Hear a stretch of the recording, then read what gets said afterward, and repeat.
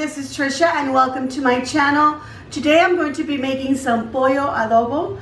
This is a chicken and an adobo sauce. So what I have here is a whole chicken, and I have this butterflied in this pan here. It has already been rinsed and dried. Here I have 3 chile pasilla. I have 2 roma tomatoes, a quarter onion, a large lime, 2 garlic cloves. I've got about 3 chipotle peppers in their sauce there, and I've chopped them up a bit. Here I have a tablespoon of achiote powder, a teaspoon of black pepper, half a teaspoon of salt. I've got a tablespoon of dried Mexican oregano and a teaspoon of powdered cumin.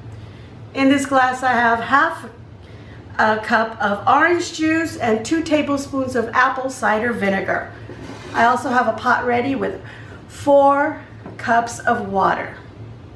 Okay, so the first process is to put my tomatoes, I'm just cutting off the stem part, into the water, along with my quarter onion, 2 garlic cloves, and then I want to take my pasilla chiles, and you want to rip off or cut off the stem part, and you want to shake out all the seeds. They're all dried, so they should be able to just shake out easily. If you feel like you want it even more clean, you could cut into it, open it up, and remove these little veins. Okay, so we want to do that to all of these. You could use 3 or 4. These are pretty long, so I'm just using 3 of them, and they'll go into the water as well. All right, so all of this will go onto my stove to boil for about 15 minutes. All right, everything has boiled and my chiles are nice and soft now, so I can now put this all into my blender. Here are my tomatoes.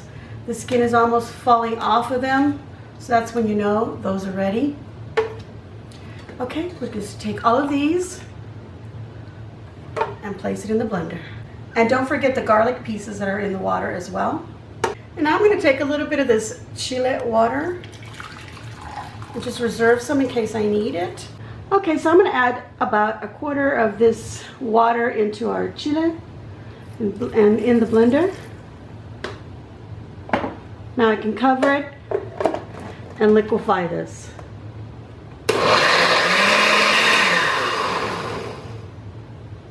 And now for the next step.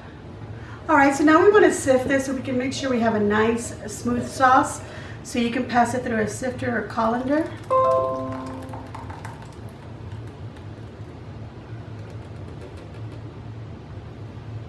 And you use a spatula to help feed it through and push it through. I'm going to take a bit of this water that I reserved, pour it into my blender so that I can sort of wash off all that flavor, and then I can continue pouring it into here, and that will help to sift all that through.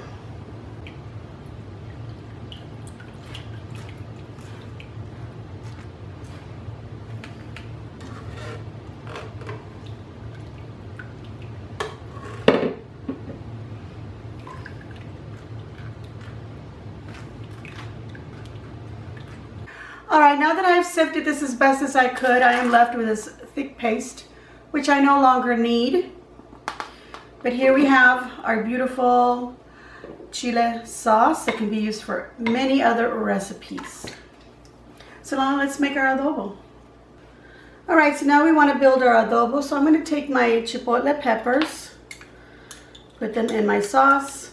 And I will say that I did add another quarter cup of water into the strainer so that I can get more of the chile flavor out. So beautiful, look at that. Okay, so now we want to add all our seasonings. And we're just going to whisk them in. All our delicious seasonings right in there. And obviously this bowl is a little bit small, but I'm going to go ahead and do this in here. Pour my orange juice with the apple cider vinegar in there as well. And then of course the juice of this one large lemon or lime. This is a seedless lime. It is a valley lime. So that is why it's so huge. And we're gonna go ahead and squeeze both these halves in there.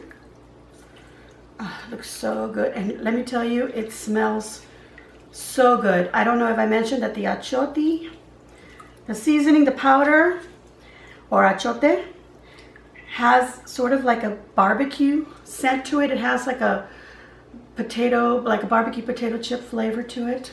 It is so good.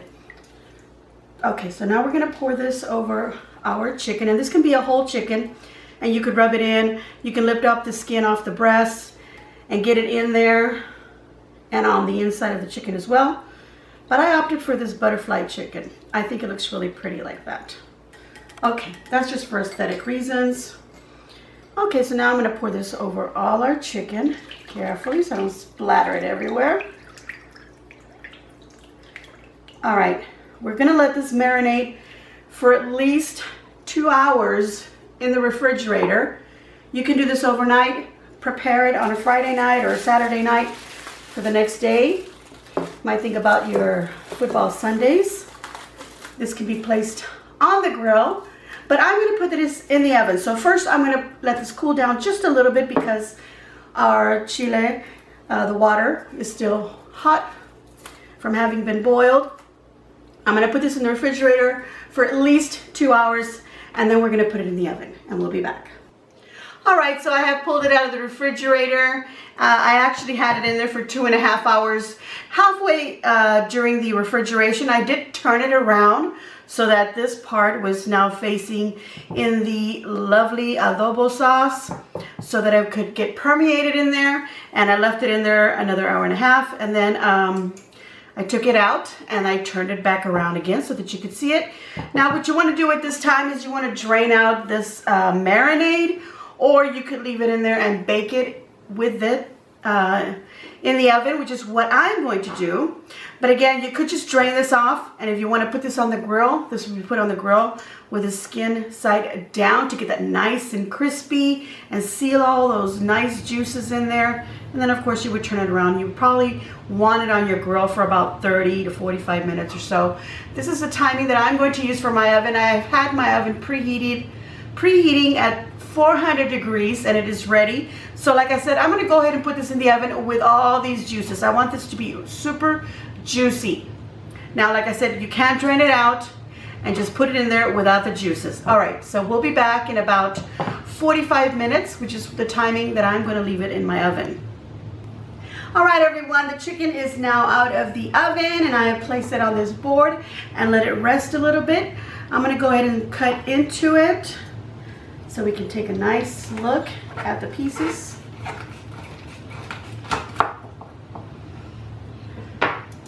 So let's look at that. Nice, beautiful cut. And look at the skin on this. It looks so beautiful, and it smells absolutely delicious. So let's cut into the breast here. Let's separate it. Look how easily I can just break right into it.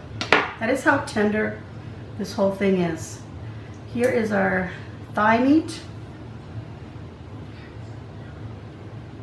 Dripping everywhere. It is so juicy. And then our chicken breast. Let me get that little chipotle out of the way so you can see that. And that looks absolutely delicious. Let's give it a little bit of a try here.